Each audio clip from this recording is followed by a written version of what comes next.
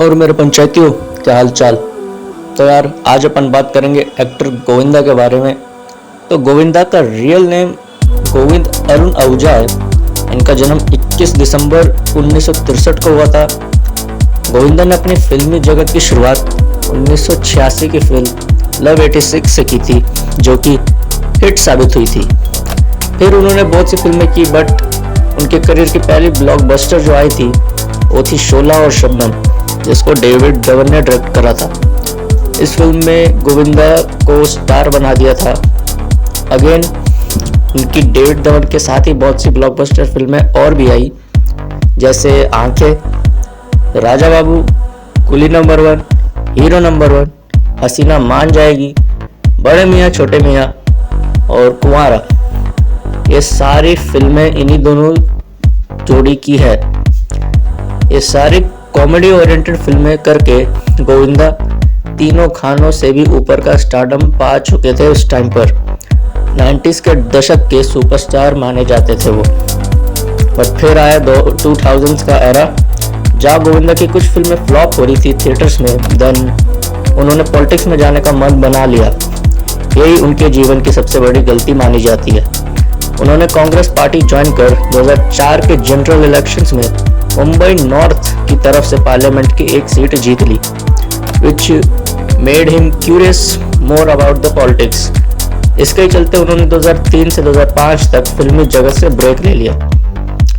उनकी कोई भी पिक्चर 2004 और 2005 में रिलीज नहीं हुई थी।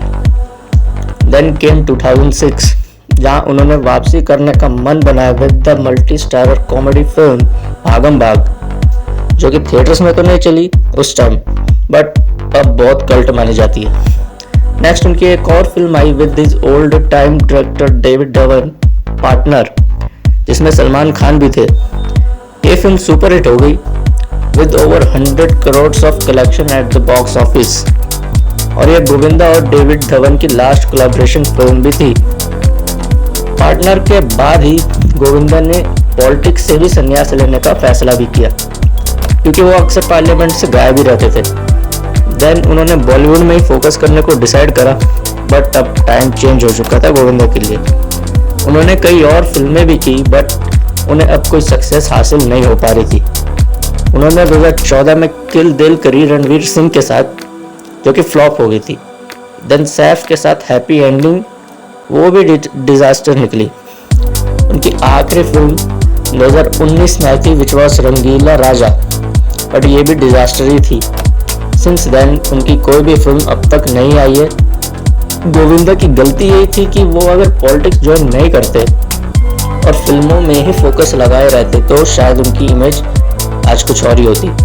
बट उनको ये भी समझना पड़ेगा कि 90s का दौर अब खत्म हो गया है, और जितने भी उस टाइम के एक्टर्स थे वो आज के टाइम पे नेगेटिव या सपोर्टिंग रोल कर रहे हैं, और उन्हें सक्सेस भी मिल रही है, like Bobby Deol in Animal and Akshaye Khanna in Chhaava.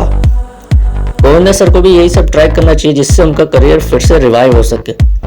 बाकी उनका एटीट्यूड और माइंडसेट ही बताएगा कि उनको क्या करना है। अभी हाल ही में ये न्यूज़ तो आ रही है कि सलमान खान की अपकमिंग फिल्म बैटल ऑफ कुल-1 में गोविंदा भी होने वाले हैं। अब ये देखना है कि उनका रोल क्या कर सकता है हमारे लिए।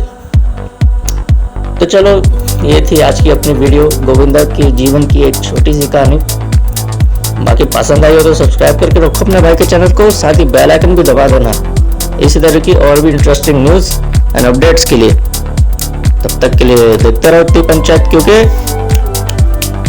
पंचायत बहुत ज़रूरी है।